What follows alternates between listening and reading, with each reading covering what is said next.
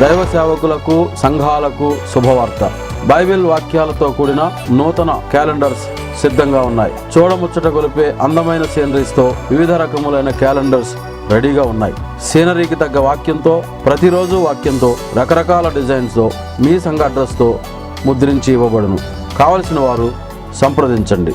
స్వర్ణ Deepika Lavanya residency, door number 26-14-17, 4వ అంతస్తు, gymkhana grounds వద్ద, గాంధీనగర్, విజయవాడ 3. Cell 9392135100 and 9676355567.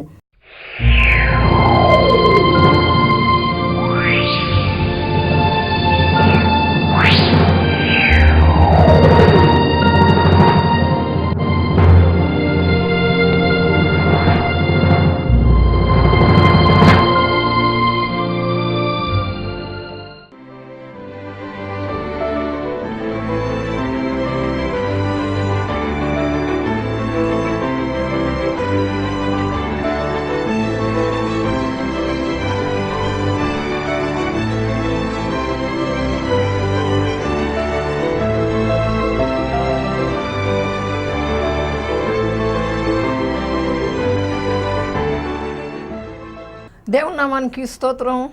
మీ అందరికీ నా వందనాలు. యేసుప్రభు నామంలో ఈ ఉదయకాల సమయంలో మరి ఒక్కసారి దేవుడు మీ ముందు నన్ను నిలబెట్టినందుకు ఏమిచ్చి నేను దేవునికి రుణం తీర్చుకోలేను, కానీ నా రక్షణ పాత్రను చేతపట్టుకుని కృతజ్ఞతాస్తుతులు చెల్లించవలసినటువంటి దానిగా ఉంటున్నాను. మనం ప్రార్థన చేసుకుందాం. మమ్మల్ని మిక్కిలి ఘనముగా ప్రేమిస్తున్న ప్రియపరలోక తండ్రి, మీకు స్తోత్రాలు చెల్లించుకుంటున్నాం.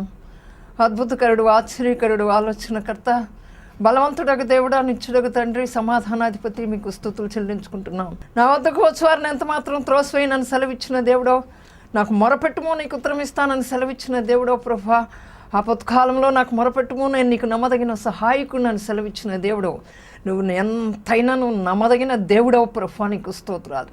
ఇదిగో నాయనా, అనేక కట్లతో కట్టబడి ఉన్నటువంటి ఈ గాడిదను ప్రభా, మీరు కరుణించి కనికరించి ఈ గాడిద కట్లను విప్పి యేసయ్య ఈ గాడిద మీద కూర్చుని ఈ రీతిగా వాడుకుంటున్నందుకై మీకు ఎంతో స్తోత్రాలు చెల్లించుకుంటున్నాను యేసయ్య.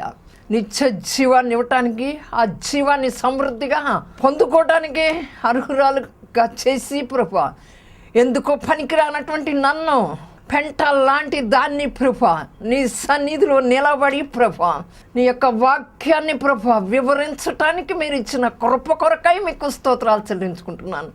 వింటున్నటువంటి వారికి వినగలిగినటువంటి చెవులు దయచేయండి, ఒప్పింపగలిగినటువంటి ఆత్మను దయచేయండి తండ్రి, మీకు స్తోత్రాలు. సమ్మతి కలిగిన మనస్సును దయచేయండి. వింటున్నటువంటి వాక్యం నా తండ్రి వ్యర్థముగా పోక వారి యొక్క జీవితాల్లో ప్రభా దానిని అనుసరించి జీవించేటువంటి వారుగా చేయండి యేసయ్య, మీకు స్తోత్రాలు. గొప్ప దేవుడిగా ఉండి ప్రభా వారు నా తండ్రి ఏదో వింటున్నాములే అనేటువంటి మనస్సుతో వినక వారి యొక్క ఆత్మను, వారి యొక్క మనస్సును సిద్ధపరచుకొని నీ సన్నిధిలో వినేటువంటి వారుగా చేయండి యేసయ్య, మీకు స్తోత్రాలు. పర సంబంధమైనటువంటి ఆలోచనలతో నింపండి. ఈ లోక ఆలోచన నుంచి విడిపించి ప్రభా, ఈ లోక తలంపుల నుంచి విడిపించి పర సంబంధమైనటువంటి తలంపులతో, పర సంబంధమైనటువంటి ఆలోచనలతో ఒక్కొక్కరిని సిద్ధపరచమని అడుగుతున్నాను యేసయ్య, మీకు స్తోత్రాలు. సమ్మతి కలిగిన మనస్సును దయచేయమని అడుగుతున్నాను యేసయ్య, మీకు స్తోత్రాలు. మీరు నాతో నిలబడకపోతే నేను నిలబడలేను యేసయ్య, మీరు నిలబెట్టకపోతే నేను నిలబడలేను యేసయ్య, మీరు వాడుకోకపోతే నేను వాడబడలేను యేసయ్య, మీ వాక్కు నా నోట ఉంచకపోతే నేను మాట్లాడలేను యేసయ్య. మీ పరిశుద్ధాత్మ అగ్ని అభిషేకంతో నన్ను నింపి మీ శక్తి కలిగిన మాట, మీ అగ్ని లాంటి మాట నా నోట ఉంచి మీరు మాట్లాడమని యేసు నామములో అడిగి పొందుకొనుచున్నాము తండ్రి. ఆమేన్, ఆమేన్. నా ప్రియమైనటువంటి వారలారా, దేవుని యొక్క వాక్యాన్ని చూద్దాం. 23వ కీర్తన 5వ వచనంలో, నా శత్రువుల ఎదుట నీవు నాకు భోజనం సిద్ధపరచుదువు, నూనెతో నా తల అంటిన్నావు, నా గిన్నె నిండి పొర్లుచున్నది, నా గిన్నె నిండి పొర్లుచున్నది అంటున్నాడు ఇక్కడ దావీదు. ఎప్పుడు గిన్నె నిండి పొర్లుతుందండి? ఈ లోకానికి యేసయ్య వెలుగుగా వచ్చాడు, సమృద్ధి జీవాన్ని ఇవ్వటానికి వచ్చాడు, మనకి జీవాన్ని ఇవ్వటానికి వచ్చాడండి యేసయ్య. ఆ ఆకాశం నుంచి దిగి ఈ భూమి మీదకు వచ్చింది ఆ సమృద్ధి అయినటువంటి జీవం.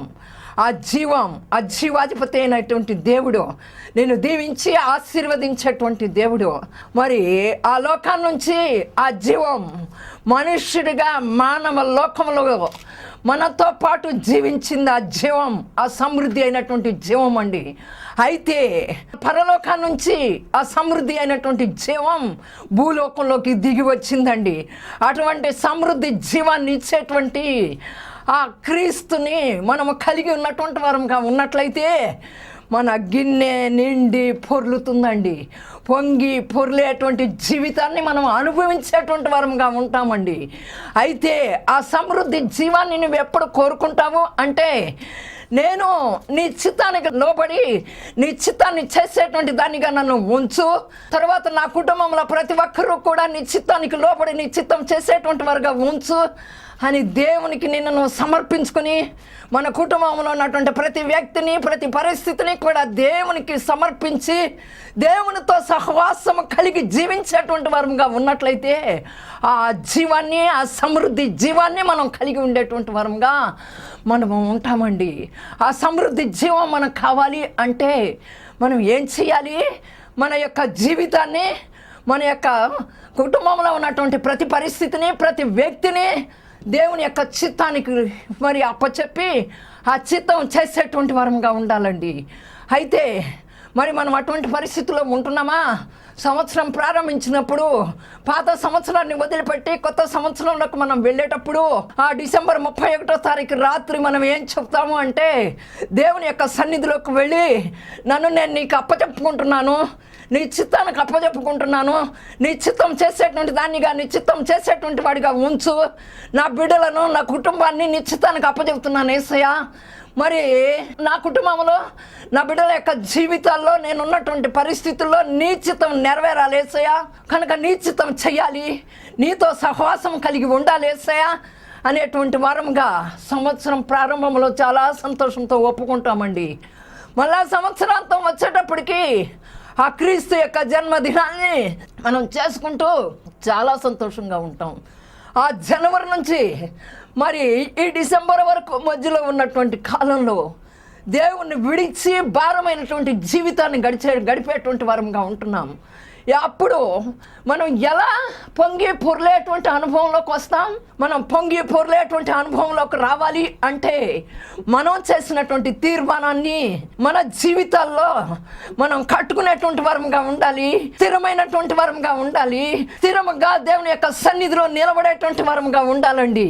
అయితే ఆ రీతిగా మనం ఉండలేకపోయినట్లయితే బహు భారమైనటువంటి జీవితాన్ని మనం కలిగి ఉండేటువంటి వరంగా ఉంటామండి.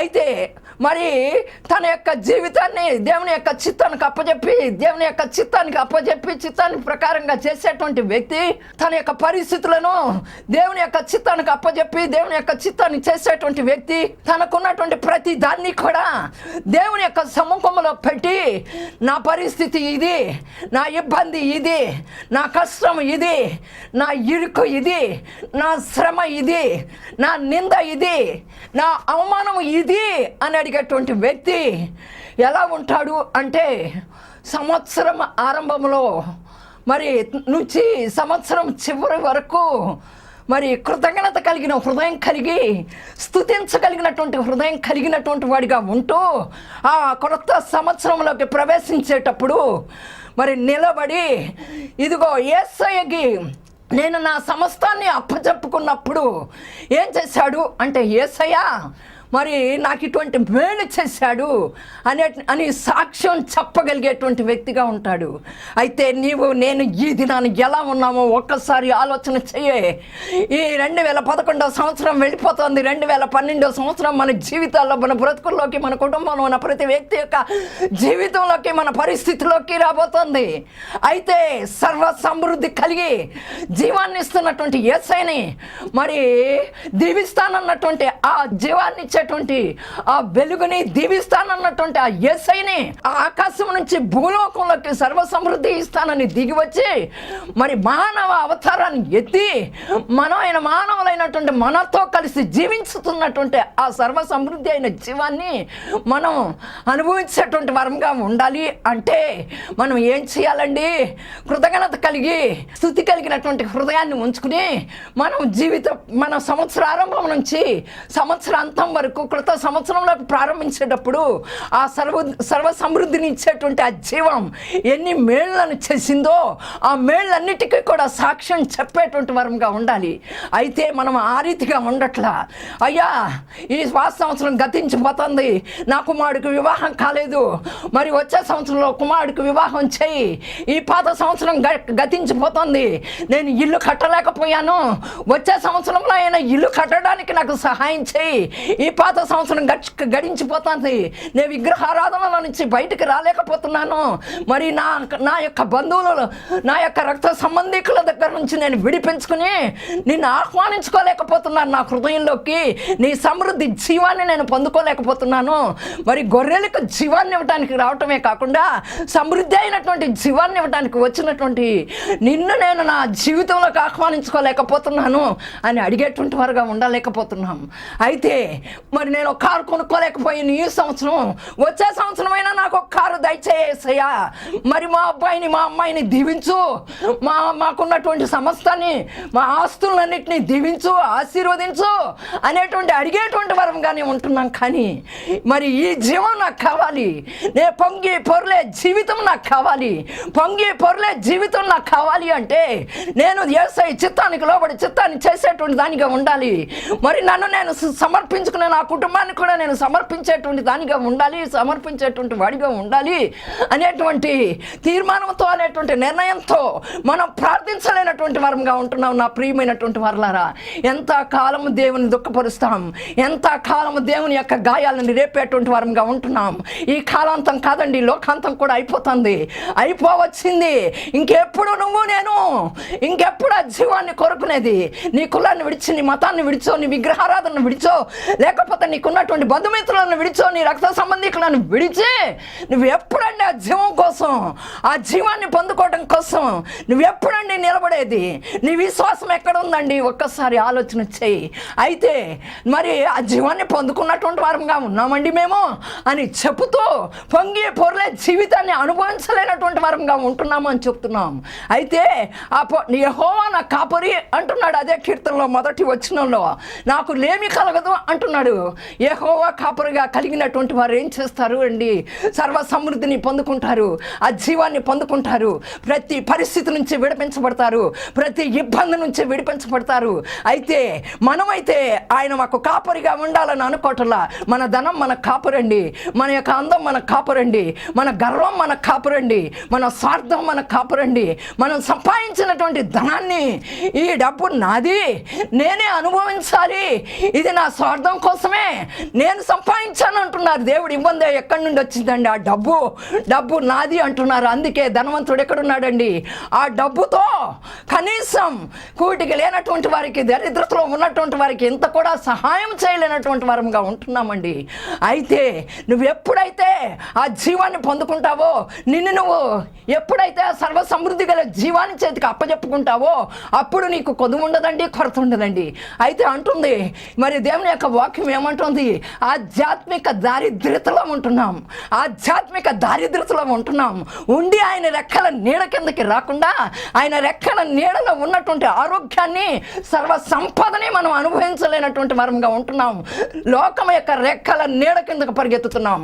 ఈ లోకంలో ఎటు పడితే అటు దిక్కు దశ లేకుండా పరిగెత్తుతున్నాం. అయితే ఆ సర్వ సమృద్ధి కలిగినటువంటి జీవం యొక్క రెక్కల నీడ కిందకు వచ్చినట్లయితే నీకు దీర్ఘాయుషు, దీవెనలు, నీకు ఆశ్చర్యము ఉంటుంది.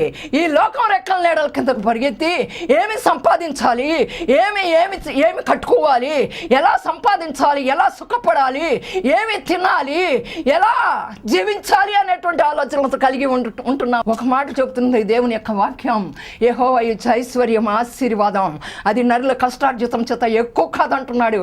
దేవుని యొక్క వాక్యం ఎప్పుడూ కూడా వాక్యమేనండి. అది రెండంచులు కలిగిన ఖడ్గం సర్పం వంటిదండి. మన శరీరంలో ఉన్నటువంటి కీళ్ళను మూలుగులను సమస్తాన్ని విభజించేటువంటిదండి అది. కనుక ఆ వాక్యానుసారమైనటువంటి జీవితం మనకు కావాలా, లేకపోతే ఈ లోకం యొక్క రెక్కల నీడ కిందకు మనం వెళ్ళేటువంటి వారంగా ఉండాలా? ఈ ఉదయ కాలంలో ఒక్కసారి ఆలోచన చేయండి నా ప్రియమైనటువంటి వారలారా. అయితే దేవుని యొక్క కొదువు ఎప్పుడు ఉండదు అంటే దేవుడు ఏమంటున్నాడు? బుద్ధి జ్ఞానం సర్వ సంపద నా యందు ఉన్నాయి అంటున్నాడు. వెండి బంగారాలు నా యందు ఉన్నాయి అంటున్నాడు. ఆ తర్వాత ఇంకేమంటున్నాడు అంటే తన యొక్క రెక్కలు గుప్పిలి విప్పి సకల జీవులను నేనే పోషించేవాడిని అంటున్నాడు. ఆ తర్వాత ఇంకేమంటున్నాడండి? మరి ఆయన యొక్క రెక్కల నీడ కిందకు వచ్చినప్పుడు ఏ తెగులు ఏ అపాయము నీ గుడారానికి సమీపించదు అంటున్నాడు. అయితే తన యొక్క కుడి చేతిలో నిత్య సుఖాలు ఉన్నాయి అంటున్నాడు. దేవుని యొక్క వాగ్దానాలు ఇన్ని ఉన్నాయండి. అయితే భయము నుంచి బాణాల నుంచి తప్పించి విడిపించేటువంటి వాడుగా ఉంటున్నాడు. ప్రయాసపడి భారం మోసుకొని పోతున్నటువంటి వారులారా నా ఎద్దుకు రండి, మీకు విశ్రాంతి కలుగజేస్తానని దేవుని యొక్క వాక్యం సెలవిస్తూ ఉంది. నీకు మరి పొంగి పొర్లే జీవితం కావాలి అంటే దేవుని యొక్క వాక్యంలో విశ్వాసం ఉంచి మన యొక్క జీవితాలని దేవుని చేతికి అప్పచెప్పేటువంటి వారంగా ఉండవలసినటువంటి వారంగా ఉంటున్నామండి. అలాగే మరి యోసేపు ఏం చేశాడు? మరి తన యొక్క జీవితంలో తను ఆశీర్వదించబడ్డాడు. పొంగి పొర్లే జీవితాన్ని అనుభవించి తన కుటుంబానికి పొంగి పొర్లే ఆశీర్వాదాలు కర్తగా ఉన్నాడు. అక్కడ ఉన్నటువంటి ఆ దేశానికి పొంగి పొర్లే ఆశీర్వాదాలకు కర్తగా ఉన్నాడు. అయితే మనం ఎలా ఉన్నామండి? మనం జీవించేటువంటి కుటుంబంలో కానీ, మనం చుట్టూ ఉన్నటువంటి సమాజంలో కానీ, మన రక్త సంబంధికుల మధ్యలో కానీ, మనం వెళుతున్న సహవాసంలో కానీ, మనం పనిచేస్తున్నటువంటి పనిలో కానీ మనం పొంగి పొర్లే జీవితాన్ని మనం అనుభవించి అనేకులకు పొంగి పొర్లే జీవితంలో ఉన్నటువంటి మాధుర్యాన్ని రుచిని మనం తెలియజేసేటువంటి వారంగా ఉంటున్నామా? ఒక్కసారి ఆలోచన చేయండి. రాత్రి కాలంలో మనం అటువంటి పరిస్థితుల్లో లేమండి. పొంగి పొర్లే అనుభవం ఎక్కడండి? ఆత్మీయంగా పొంగి పొర్లే అనుభవం మనకు కావాలండి. అటువంటి అనుభవంలో మనం ఉన్నప్పుడు ఆ గొర్రెలకి జీవాన్నిచ్చి సమృద్ధి జీవాన్ని ఇవ్వడానికి వచ్చామైనటువంటి యేసయ్యకి నీ పరిస్థితులను నీ యొక్క సమస్తాన్ని ఆయన చేతికి అప్పచెప్పిన దానివిగా అప్పచెప్పినటువంటి వాడివిగా నువ్వు ఉన్నట్లయితే ఎంతైనా నీవు ఆశీర్వదించబడతావండి. ఎంతైనా నమ్మదగిన దేవుడుగా ఉంటున్నాడండి. అలాగే చూడండి. అయితే నేను నా యొక్క వ్యక్తిగత జీవితంలో ఒక మాట చెప్తాను మీకు. అందరితో చీచా అనిపించుకున్నటువంటి దాన్ని నిందలు అవమానాలు కష్టాలు ఆవిడంత అసహ్యం అప్పులు చేసింది, డబ్బు దాచుకోవటం చేత కాదు. ప్రతి ఒక్కరి దగ్గర నుంచి నేను ఎదుర్కొన్నటువంటి పరిస్థితులు అవే. అవును, రక్త సంబంధికులే ప్రతి ఒక్కరు కూడా ఎటువంటి నింద అవమానాలకర పరిస్థితుల నుంచి వెళ్ళానండి. కానీ యేసయ్య నా పరిస్థితులు